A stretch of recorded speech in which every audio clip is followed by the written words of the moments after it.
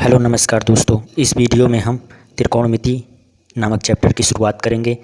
ये introduction video है, इसमें हम जानेंगे त्रिकोणमिति क्या होता है। तो चलिए शुरू करते हैं। जैसा कि नाम से ही स्पष्ट होता है, त्रिकोणमिति यानी त्रिकोण। त्रिकोण का मतलब क्या है? त्रिकोण का मतलब है त्रिभुज, और मिति का मतलब मापन। यानी त्रिभुज का जब मापन करते हैं तो उसी को हम त्रिकोणमिति कहते हैं। अब बात करते हैं, जैसे एक त्रिभुज दिया गया है तो इसमें जो इसमें देखिए ये त्रिभुज है, इसमें 3 भुजाएं हैं, ठीक है। इसमें कर्ण बोलेंगे उसको, जो 90 अंश के यानी जो 90 अंश के सामने वाली जो भुजा होगी उसे हम कर्ण बोलेंगे। और जो भुजा आधार पे होगी यानी गिरी हुई होगी उसे हम बोलेंगे आधार। जो थीटा के साथ यानी जो कोण के साथ आधार पर होगी उसे हम आधार बोलेंगे, और ये हो जाएगी लंब, ठीक है। अब बात करते हैं त्रिकोणमिति अनुपात के बारे में। तो त्रिकोणमिति अनुपात इसी से ही निकाला जाता है। जैसे हमें ये साइन कॉस टेन और कॉसेक, ऐसे कॉसेक सेक और कॉट, ये जो है त्रिकोणमिति अनुपात हैं। अब इनकी वैल्यू क्या होती है? जैसे साइन थीटा की वैल्यू होती है लंब बटे कर्ण, यानी लंब बटे कर्ण, ये है साइन थीटा की वैल्यू। और इसी प्रकार कॉस थीटा की आधार बटे कर्ण, आधार बटे कर्ण, इसको हम ए से डिनोट करते हैं, और इसको के से, और इसको एल से, ठीक है। इसी प्रकार टेन थीटा की वैल्यू क्या होगी? लंब बटे आधार। और कॉसेक थीटा की वैल्यू कर्ण बटे लंब, और सेक थीटा की वैल्यू कर्ण बटे आधार, और कॉट थीटा की वैल्यू आधार बटे लंब।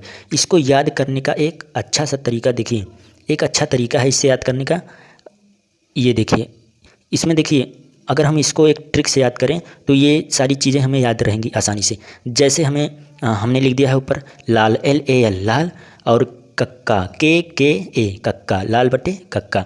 ये जो है एक बढ़िया तरीका है इन चीज़ों को याद करने के लिए। ये चीज़ें बच्चों को डायरेक्ट याद नहीं रहती हैं, लेकिन इससे हम डायरेक्ट निकाल सकते हैं।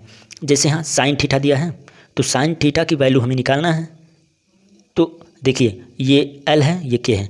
एल का मतलब लंब, और के का मतलब कर्ण हो गया। तो लंब बटे कर्ण, देख लीजिए, लंब बटे कर्ण। और फिर कॉस थीटा के लिए इसी प्रकार आधार बटे कर्ण, आधार बटे कर्ण।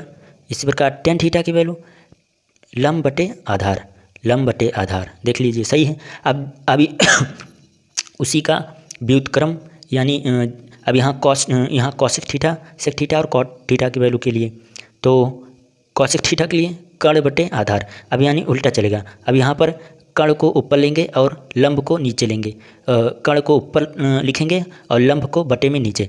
तो देखिए कर्ण बटे लंब, ये आ गया कॉसेक थीटा, और सेक थीटा कर्ण बटे आधार, कर्ण बटे आधार, कॉट थीटा आधार बटे लंब, आधार बटे लंब। ये जो है बहुत अच्छा तरीका है याद करने का। और आगे बढ़ते हुए एक छोटा सा नोट्स हम देखेंगे कि देखिए कॉसेक, सेक और कॉट, ये तीनों जो होते हैं वो साइन, कॉस और टेन के व्युत्क्रम होते हैं, व्युत्क्रम होते हैं। जैसे कॉसेक थीटा साइन थीटा का व्युत्क्रम होता है, सेक थीटा कॉट थीटा का, कॉस थीटा का व्युत्क्रम होता है, और कॉट थीटा जो होता है वो टेन थीटा का व्युत्क्रम होता है। यानी यहाँ से भी हम इसको याद रख सकते हैं। जैसे कॉसेक थीटा जो होता है वो साइन थीटा का व्युत्क्रम होता है, सेक थीटा जो होता है कॉस थीटा का व्युत्क्रम होता है, और कॉट थीटा जो होता है टेन थीटा का व्युत्क्रम होता है। और इसी प्रकार इसको उल्टा भी कर सकते हैं कि ten cos sine theta cosec theta का व्युत्क्रम, कॉस थीटा सेक थीटा का व्युत्क्रम, टेन थीटा कॉट थीटा का व्युत्क्रम। अब देखिए इस व्युत्क्रम का मतलब होता है कि जैसे हमने साइन थीटा लिखा और साइन थीटा के बाद इसको व्युत्क्रम में हमें लिखना है तो 1/, में इसको लिख देंगे, यानी कॉसेक थीटा। देखिए जैसे ये अगले पन्ने में हमने लिखा है तो ये दिया है, देखिए व्युत्क्रम का मतलब क्या होता है। जैसे हमने साइन थीटा लिखा तो साइन थीटा का व्युत्क्रम क्या बताया मैंने? कॉसेक थीटा, तो इसको 1/, कॉसेक लिख लेंगे। और कॉसेक थीटा का व्युत्क्रम क्या होगा? साइन थीटा होगा। देख लीजिए जैसे हमने ये वाला फार्मूला दिखाया, जैसे यहाँ पर साइन थीटा का व्युत्क्रम साइन थीटा का कॉसेक थीटा, और कॉसेक थीटा का साइन थीटा। तो उसी प्रकार यहाँ साइन थीटा का कॉसेक थीटा, कॉसेक थीटा का साइन थीटा, और कॉस थीटा का सेक थीटा, सेक थीटा का कॉस थीटा, और टेन थीटा का कॉट थीटा, और कॉट थीटा का टेन थीटा। अब देखिए ये सारी चीज़ें हो गई व्युत्क्रम। अब देखिए जैसे टेन थीटा की जो वैल्यू होती है, ये दोनों चीज़ें आपको याद करनी पड़ेगी। टेन थीटा की जो वैल्यू होती है वो होती है sine theta upon cos theta, और कॉट थीटा की जो वैल्यू होती है cos theta upon sine theta. ये दोनों चीज़ आपको याद रखनी होगी।